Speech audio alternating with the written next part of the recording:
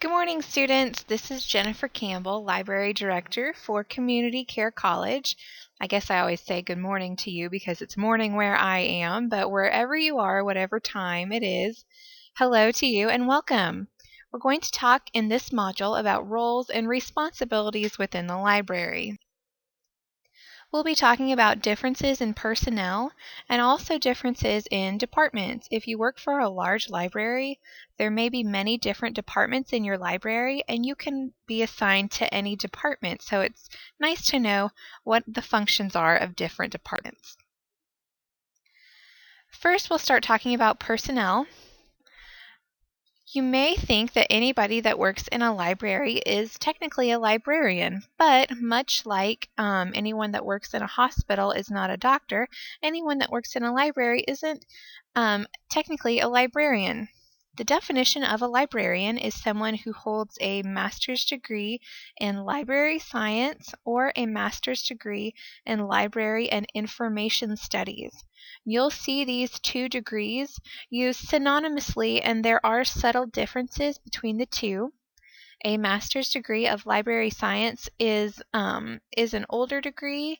The new degree programs are switching to library and information studies, and this is to include databases, digital libraries, and any kind of digital information.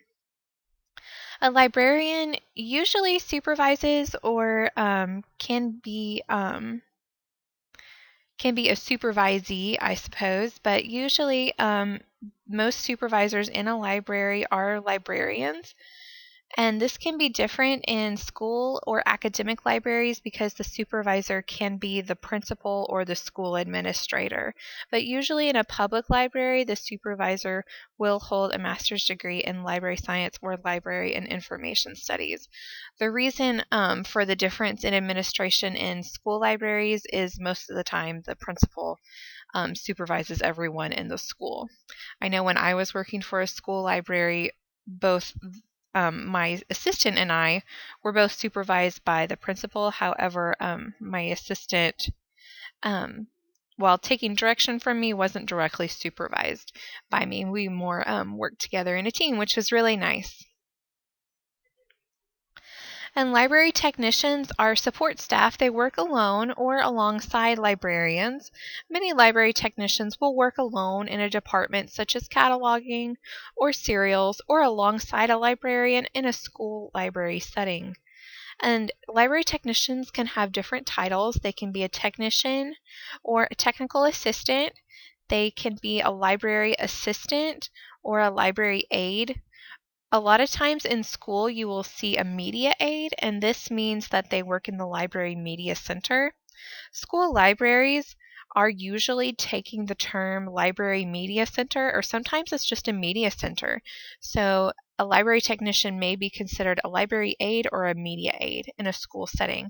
Or sometimes a library technician will be called a library clerk if they are in a circulation department which deals with the circulating of library materials.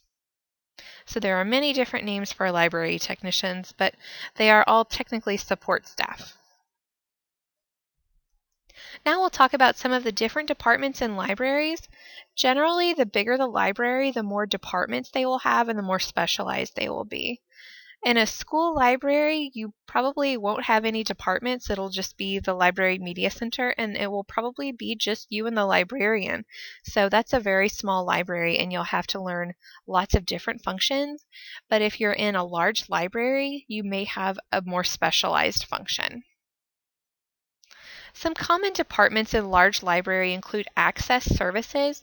This is circulation, checking in and out, getting reserves off the shelf for patrons, and common questions such as where's the restroom or how do I log on to the computer. Access services deals with very common questions, but it is a frontline position working in customer service directly serving patrons, and that can be really rewarding.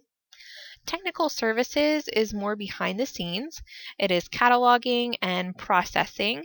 Many people do not see this technical services in a library at all. It is very common for patrons to only see the access services and references services side, since these services deal directly with the public.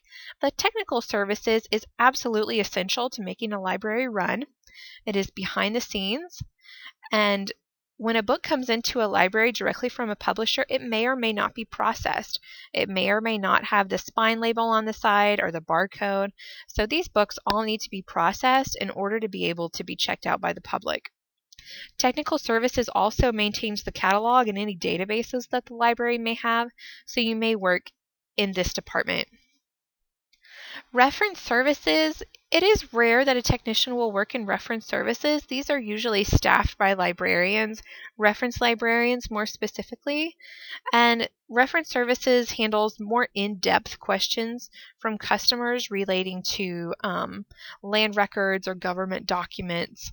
If a customer has a very specific question, most of the time reference services will be staffed by a professional librarian, but you may be asked to work in reference services to answer more common questions or reader's advisory questions. The IT department in a library does basically what you would think it does. It handles any kind of technical questions, computer questions, keeping the computers all maintained and up to date. And a lot of time library technicians will work in the IT department, so it is very, very important to keep up with your computer skills, keep up with the latest software and networking technologies, because this is an opportunity for growth for library technicians, since you don't need a master's degree in library science to work in the IT department. So it's very common for library technicians to work for IT, and this is a real big place for professional growth. Collection development in libraries work with just that, developing the collection. This can be books, magazines. A lot of times professionals in collection development will review different selection journals, databases, things like that, in order to select the best resources for libraries. Libraries sometimes have limited budgets that we can spend on new materials, so collection development makes sure that we're getting the biggest bang for our buck. And then PR, if you have a large library department, such as the New York Public Library or the Dallas Public Library, any large library will have an extensive PR department to make sure that users understand the resources that a library can provide. There are some departments that are common in public libraries but may not be common in a school or academic library. A public library may have its own business office. A school or academic library will use the business office of the college or the school that they are serving, so they will not have to worry about this, but a public library will usually have its own business office, its own human resources office as well. So they function much like a business, even though they're a nonprofit organization. Most of the time in a school or academic library, you will be hired by the college or by the school system instead of the actual library itself. Children's and youth services departments are very, very common in public libraries, and this is a common department in which technicians can work. We will cover children's and youth services in a later course, but it's very common for technicians to perform story times or do lots of children's programming. Also, outreach services is very common in public libraries for patrons that cannot get out of their homes or for any reason cannot leave their homes and come to the public library. There are bookmobiles and book bag services that will come to a patron's home. This is very common in the public library that I worked at. We would do story times on the bookmobile, and that was very rewarding. And this is a very common job for a library technician. The library will usually not staff a librarian on a bookmobile. They will usually be a technician. So any outreach services can be an opportunity for a library technician. Now, there are some common departments in school and academic libraries that may not be found in public libraries. School libraries serve a K-12 population, and an academic library serves a collegiate population. These may include instructional services and information literacy.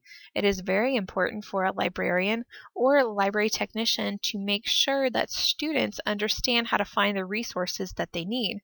So instructional services is very common. There may also be a faculty services department providing faculty with the resources that they need. This is very common in academic libraries, and this is an opportunity for a technician. There may also be student services in a school or academic library. Now, special libraries such as a museum or an archive or a special library such as a police library, any kind of special library may contain a rare books section. This is normally not available for checkout, and they also maintain archives. And this is an interesting opportunity for a technician. A lot of times a private organization, such as a company or a police department or a museums department or parks department, may hire a library technician to keep track of their archives or their rare books or their information that they maintain.